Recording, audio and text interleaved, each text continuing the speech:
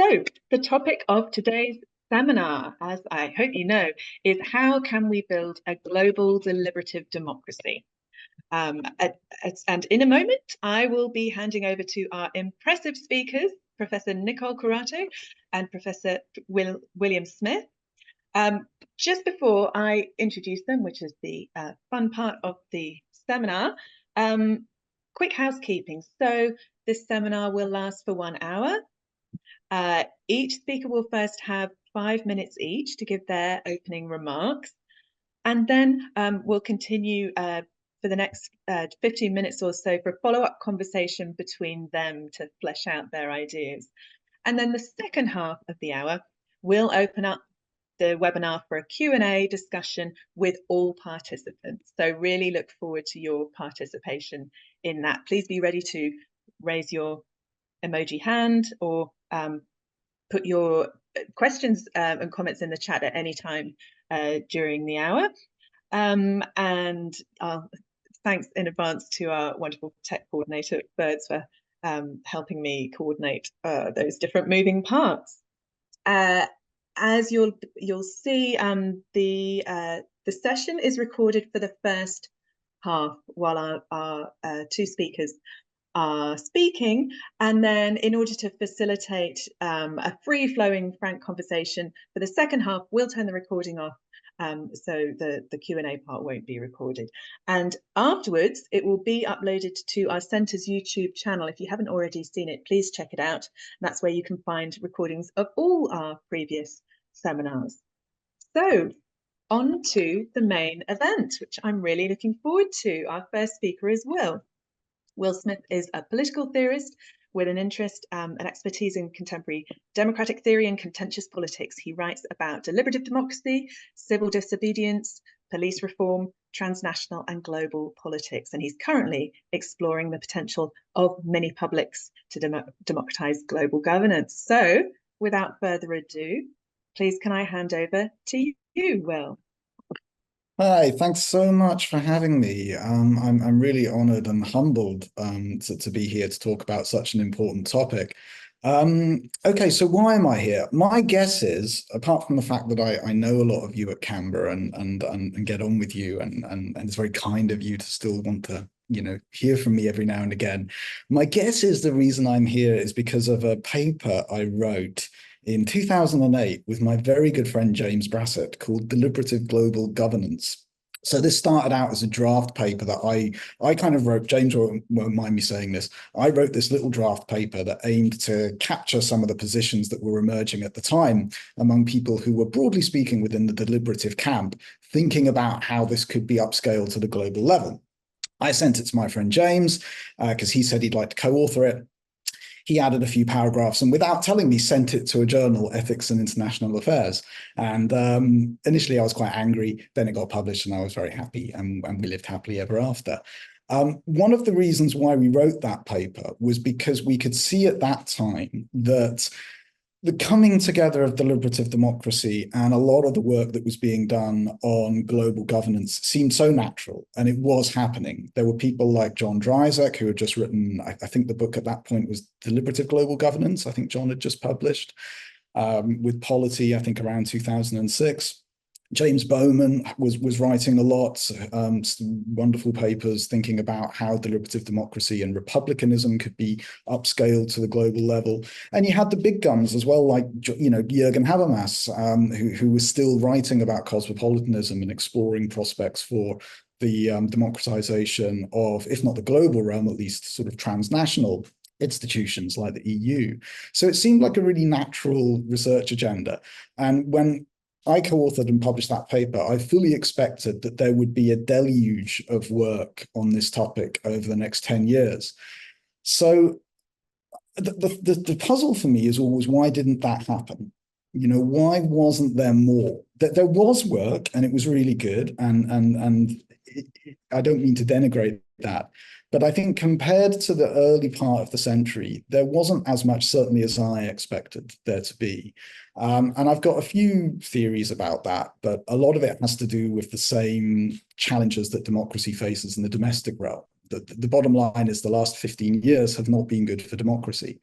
And I think one of the less notable consequences of that is that a lot of that early interest in and enthusiasm for exploring prospects for global governance and deliberative democracy has kind of ebbed away. It's not quite as flourishing.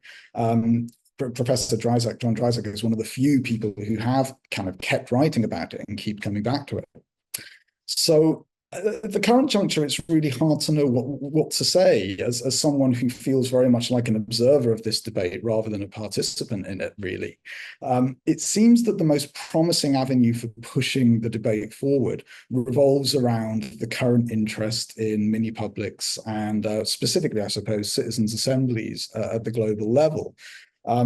That was something I thought we would see a lot more of over the last 15 years. It seemed natural to me that the explosion of interest in mini-publics at the local and domestic level would feed into more global initiatives. It's only really in the last 5 years that you've started to see examples of kind of global citizens' assemblies and more applied proposals for injecting them into existing institutions of global governance. Initially, I was quite enthusiastic about this, and I still am. I still want to see it happen. I'm still curious to see how far we can go with implementing citizens' assemblies in the global level. But I guess one of the things that we might talk about in this dialogue is how optimistic should we really be? You know, how much optimism should we have that whatever it was that kind of seemed to slow the halt of attempts to democratize global governance, will we really be able to use mini-publics and citizens' assemblies as a way of overcoming that? I guess my worries about that are probably not going to be very, distinctive or original. There'll be worries that many people have. I'm cautious about the difficulties of using mini-publics as a way of implementing, being introduced into existing mechanisms of global governance that are rather weak compared to their domestic counterparts. Are these initiatives going to be crushed by the poor infrastructure that we have in the global level? I think Nicole is going to talk, I would expect, about some of the power dynamics between global and South and global North that we might expect to see, distorting these experiments as well. So yeah, from my point of view, it seems that mini-publics and citizens' assemblies are an obvious focus for this discussion, partly because they seem to be one of the only viable means of thinking about how we can make the global realm more deliberative. But I find myself a little bit conflicted, a little bit torn about whether we can really have very much optimism in their capacity to achieve what we might want them to achieve. So yeah, I'm at 5.5 minutes, so I'll stop there and hand over to. Do I hand straight to Nicole or? Oh, allow me to introduce her. Thank you so much, Will. You got us started on a fantastic footing. So still enthusiastic or at least curious. I thought you were going to say 5.5 out of 10, but you said 5.5 minutes. Let's move on to our next speaker, Professor Nicole Curato. She's a Professor of Political Sociology at the Centre for Deliberative Democracy and Global Governance at the University of Canberra. She's the founder of the Global Citizens Assembly Network and is leading the research on the world's first global citizens assembly on the climate and ecological crisis. So looking forward to your opening remarks. Nicole, over to you. Right. Well, hello, everybody. I haven't been back in Canberra in a while, so it's lovely to see everyone here online today. Will, I've followed your body of work on civil disobedience since I was a PhD student, and it's such a pleasure to rediscover your work on global governance now that I'm in my so-called critical global governance era. Naturally, my answer to the question, how can we build a global deliberative democracy, is inspired by your early work on deliberative global governance. And I remember I reread this piece yesterday. It's a piece you published in 2013. I think it was published in Politics and Society. And you identified one shortcoming of applying deliberative mini-publics on the transnational level. And that is, if I may quote, you said something like, the design of mini-publics may, here you go, tend to replicate rather than resolve a serious flaw in current arrangements, the power of transnational institutions to define and delineate the publics they address. And I couldn't agree more with this critique. I'm currently working on a theoretical project on how the public in global public deliberation is constructed. And if we use the lens of global citizens' assemblies, I get the impression that that global public is constructed through some form of global sortition or global civic lottery. And there is a lot of scientific work happening in this space. You know, some of the brightest minds in big data modeling, mathematics are, thinking about how to create a global sortition process that is representative of the global population.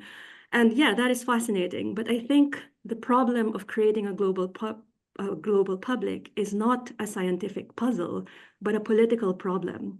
And the political problem is this: how can marginalized and excluded voices meaningfully participate in global deliberation?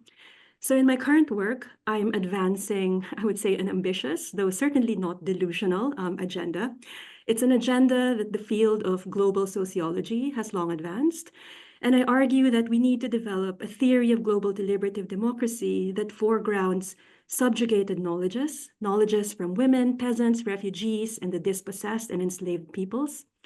It begins with the premise that global public deliberation is not just about getting more input from more diverse voices or hosting large, spectacular, participatory events.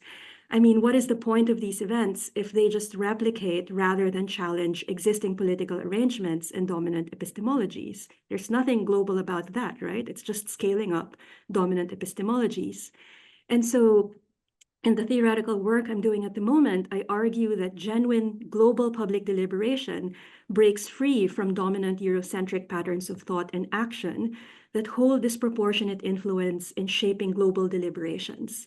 And a truly global public deliberation foregrounds the connected histories of the global North and the global South, or the global minority and the global majority. So how do we do this? I have two suggestions, but since I only have 2 minutes left, please treat these suggestions as teasers. The first approach is reparative, and I think we need to repair the stories we tell about global deliberation, particularly landmark moments of global deliberation. So I'm not only in my critical global governance era, I'm also in my critical historiography era, where part of the work that I'm doing is try to tell new stories about, for example, how the UN came up with the Universal Declaration of Human Rights, and foreground stories that don't just, portray Eleanor Roosevelt as the hero of this declaration, but actually foreground the contributions to deliberation of countries like China and Lebanon in defining the Universal Declaration, instead of portraying the majority world or the third world countries as backward societies that are recipients of Enlightenment norms from the West. If you're interested to know more about this, I recorded a lecture for Hans Assenbaum's undergraduate unit, which I thoroughly enjoyed. The second approach is dialogic. And, it's always tempting to imagine global public deliberation as a big forum of 500,000 people from different parts of the world coming together in one forum to deliberate on climate change or AI. But actually, what constitutes a global forum? So in the work that we are doing at the Global Citizens Assembly Network, or GLOCAN, we started investigating the ways in which global assemblies can be embedded in the lived experiences of, for example, rural communities in Mozambique. And we are learning that the added epistemic value of global public deliberation is not so much the novelty of recommendations, because let's face it, the recommendations are usually recommendations already advocated by activists and civil society groups, like making ecocide a crime, for example. So I think the added value of embedded global forums is how people, everyday citizens in their respective localities, can connect their lived experiences with the lived experiences of other people from different parts of the world. So maybe just to conclude with an example, I know I'm hitting 5:30 already. We can, for example, imagine a European climate assembly with only Europeans participating, but it can be global in orientation if they consider the impacts of their recommendations to the lives of people from the global South. Like, what does it mean to promote digitalization for sustainability if digitalization means building more data centers in Nigeria that strain water resources? What's the point of having a climate assembly in Europe if the legal infrastructure for transnational corporations to exploit resources in the global South remain unquestioned, right? So I think we can actually have Or we can actually have a global assembly composed of people from different parts of the world, but only replicating the same dominant epistemologies, right? So I think the answer here is not scale, like how many people from different parts of the world are present in the forum, but what kind of epistemologies are present and thriving and contested in that shared space, and how we use this experience to connect lived experiences of people from the global north and the global south. Fantastic. Thank you, Nicole. What a great start from both of you. So many threads to pick up on. I don't want to be the one to pick them up, but just I love that. Ambitious but not delusional. I think we can pursue that. And I appreciated your teasers of suggesting reparative and also dialogic approaches to taking this forward. So let's make sure that we move on to those. Now, as I said, we're going to start at this, we're going to use the rest of this first half hour to have a dialogue between Will and Nicole. So please, as you think of questions, pop them in the chat. But for now, I would love to hand back over to Will for any responses, and then Nicole, back to you. Thanks so much, Nicole, for your kind words. This is going to get really boring because I just thought what you said was wonderful, much more eloquent than what I said. So I'm going to try very hard to be a little bit, you know, because we're not supposed to be too nice, are we? We're supposed to be. I mean, it's hard because almost everything you said resonates with feelings I've had about how we should think about the project of having global forums and global microcosmic deliberative forums. About 2 years ago, we met at PSA, and I was presenting a paper, I think, on this, or around about that time. And I've been sitting on this paper for about 1.5 years because it's basically inspired by the experience of the Global Climate Assembly. And I remember telling you that I felt bad writing this paper because it's a bit like kicking a puppy. You feel like that they should be celebrated for trying, because what they're trying to do is so hard. But unfortunately, you see all of these problems of the sort that you alluded to already. I think one of the desperately difficult things to do when you're trying to conceptualize a global mini public or a global assembly, or even just a transnational one, is, as you say, how you conceptualize that public. And the key problem here is it doesn't exist, and this is an obvious point, but even when you're dealing with highly sophisticated transnational spaces like the European Union, the sense in which we can speak of there being a European public is deeply problematic. Even if we can make sense of the idea that there's a European public shared by something that deserves their warranting as a public, you have the problem of all of the perspectives that would be excluded from that public. So in the paper you mentioned that I wrote in 2013, it was striking to me that the European polls were on topics that clearly impacted the fundamental interests of many, many people who were not and could not be represented in the deliberative sample that the EU polls had geared. So that was exactly the kind of idea that was informing that thought, that these forums were going to replicate rather than fully address existing problems. At the same time, I still do want to see them. I want to see what these forums would look like. I want to see what kind of findings we could get as social scientists from holding more transnational global forums. So it poses the question, what can we use them for? And I wanted to sort of pick up on your point about the epistemologies that would be, or the epistemic gains of having mini publics of the sort that you described. I wondered, my initial thought, and again, this is perhaps going to sound more critical than I want to, but my initial thought is, do we need to have forums or citizens' assemblies to get access to that epistemic knowledge? Is that a necessary part of the process of enlarging our knowledge in this area? Because I guess one of the distinctive features of mini publics is they are designed to create knowledge. They're designed to sort of bring new knowledge into the world, even if that is just what would people think if they had an opportunity to really think about it, the James Fishkin scenario. Whereas what you were talking about seemed more like giving voice or representation to something that perhaps already exists, but which is marginalized by the Eurocentrism of existing forums. And it made me wonder, well, what is distinctive about having these perspectives brought to us via some kind of deliberative process? Do we really need that? Or can we have these perspectives voiced through a multitude of ways, some of which might not need to be deliberative? Yeah, I think my computer's beeping quite a lot, so I'll stop talking there and hand back to you at that point. Yeah, it wasn't disruptive. Yeah, but thanks for asking that question. So, I mean, it's fascinating that, yes, of course, it's true that there are other ways in which these epistemologies can be foregrounded. And the obvious answer is, well, civil society, global civil society can be the vehicles for that. But I wasn't joking when I said I reread all your work on global governance yesterday in preparation for this talk, because you also had this very strong critique against civil society groups on how sometimes they can actually not be good deliberative actors as well, right? That they can actually hostage and constrain some discourses at the expense of others, right? So, and I'm not saying that we should always also romanticize epistemologies from the global south, because there are also contentions and hierarchies between and among these epistemologies.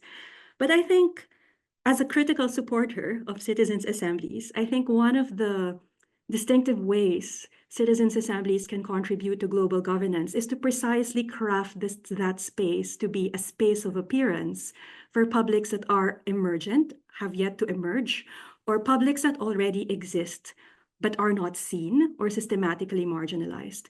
And that is why in my work, I'm emphasizing the concept of connected histories, because if we use these citizens' assemblies to be that space for connected histories, shared experiences, to catalyze some form of political action, then I think it can be powerful. Like, I can imagine a citizen assembly, for example, where dispossessed people or displaced people, right, whether through wars or climate emergencies, can come together and infuse a strong discourse of what it means to see global governance from the perspective of dispossessed people, rather than seeing global governance from the perspective of, let's say, leaders from liberal democratic countries.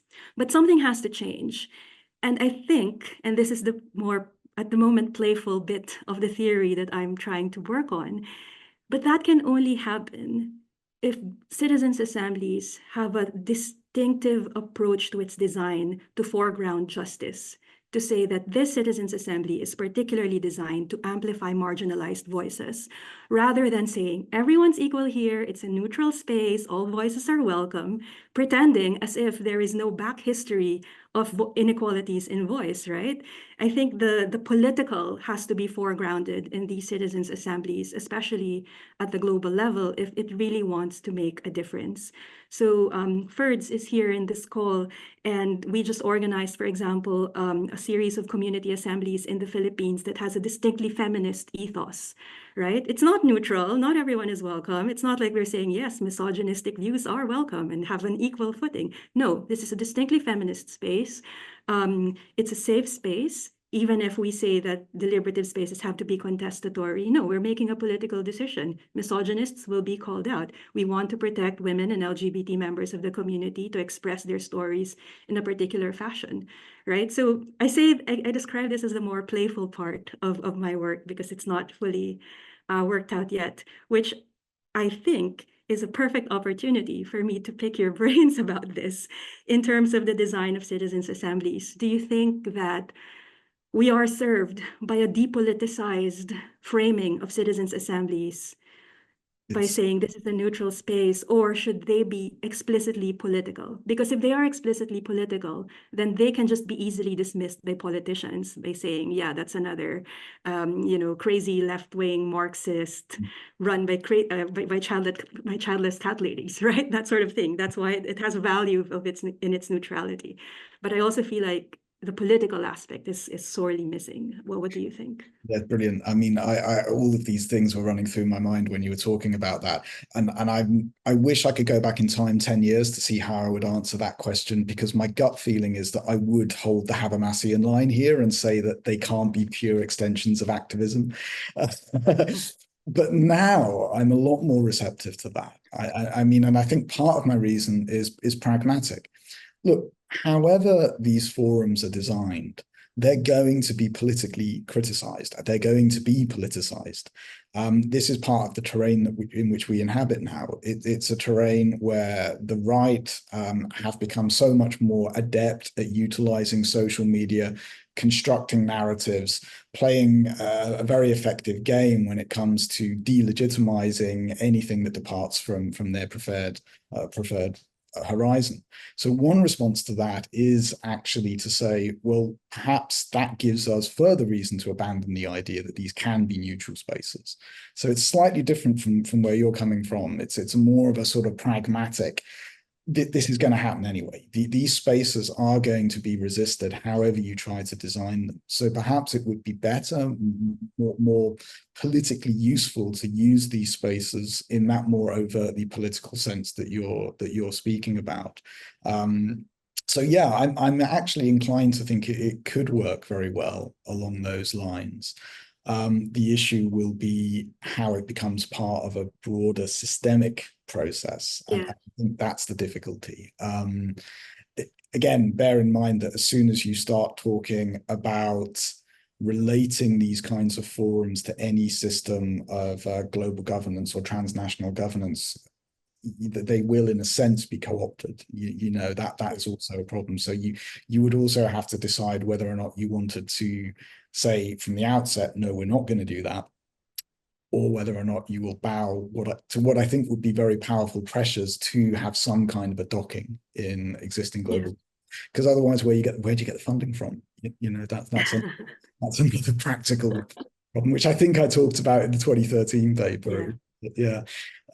So I'm again, I think the 46, how old am I now? 47. The 47-year-old me is much more on your side than I think the 37-year-old been, which is weird, but that is how I feel. I feel like you have to embrace that political dimension of these processes in order to extract the maximum value you can from them. But it doesn't, yeah, you're going to just have a host of other problems to deal with as well.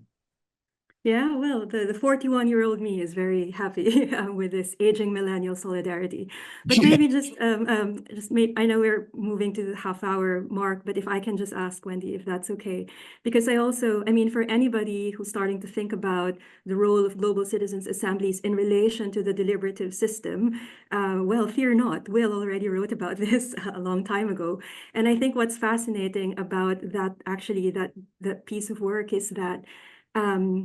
It's actually saying, it foreshadowed in a way some of the debates that we are having now on where is the appropriate place of global citizens assemblies in global governance. Because you're right, if it's docked in formal institutions like the United Nations, or creating like a meta governance structure for AI, and then have a citizens assembly arm, that you're right, it can be co-opted by power in the same way that national citizens assemblies can be co-opted by the state that commissioned them, sometimes, not always.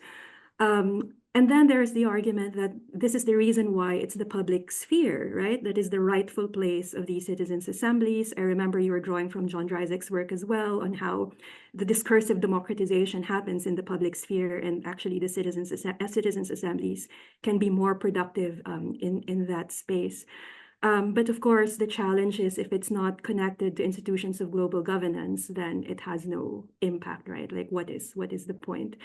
Are we satisfied with the argument that, well, the impact is discursive, and discourse takes a while for it to take off? Like, human rights did not, the Universal Declaration of Human Rights did not emerge out of the ether, right? It's a product of long struggles of civil society group and nation states to be in that form of a declaration. So maybe that is the vision as well, maybe for climate or AI, to just start with a public sphere. Is that the vision? I feel like, when we speak about impact, what can that mean? As you quite rightly said, when you have global climate assemblies, their recommendations are, you don't need a climate assembly to get that recommendation. Okay, it's just something that is being articulated by many groups. And the reason it's not having impact is not because of a design flaw, it's because of the same reason that global governance and nation states are not able or willing to actually implement these recommendations.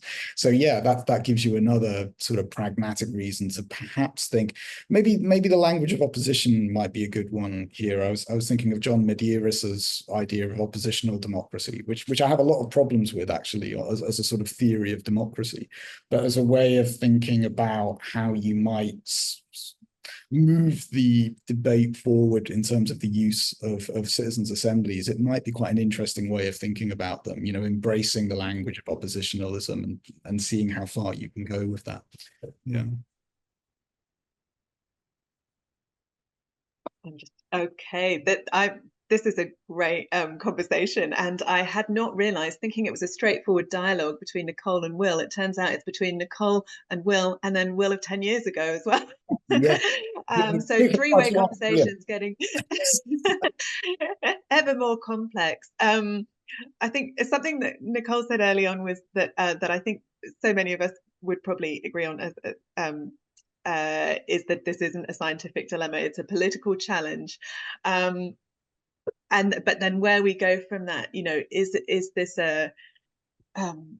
political, do we need to solve this through political theory? There are lots of the pragmatic questions that both of you are bringing up, which it feels are kind of intertwined with until we have an answer on how this can happen. Is this a question of docking into the right institution? Is it the question of having the right people and the right processes? It feels like getting it's difficult to discuss the theory without looking at what's actually possible and what we need to get better at. So another question to kind of drop into the mix as we conclude this kind of opening dialogue session from me is, what do we need to get better at? Is it the political theory? Is it the practical side of things? Is it understanding the complexities of how global governance works? Is it more, you know, is it facilitation? Is it the democratizing of the language? There's so many aspects of this that I feel are all so intertwined. We're going to, at the end of this dialogue, we're going to end the recording and open up to a frank discussion. So would either of you like to take 30 seconds to pop in a final conclusion or provocation to this this part of the chat? I mean, yeah, go ahead, Will. I think it has to be theory and practical. It's very tempting to think that the theoretical questions have been settled, that they really haven't. There's still so much theoretical work to be done, thinking of how you conceptualize global deliberative democracy. Having said that, I think pure theory is very limited here. It has to work on something or work with something. And that's why I said I'd like to see more global mini publics or citizens' assemblies, even if they're deeply flawed, because they'll give you something to work with. They'll enable you to fix and clarify your ideas about what might work and what doesn't and why. So both theory and practice. I agree that we need more of these mini publics, even if they're flawed, as long as they don't cause harm. Because if a poorly designed, poorly run process can also cause harm.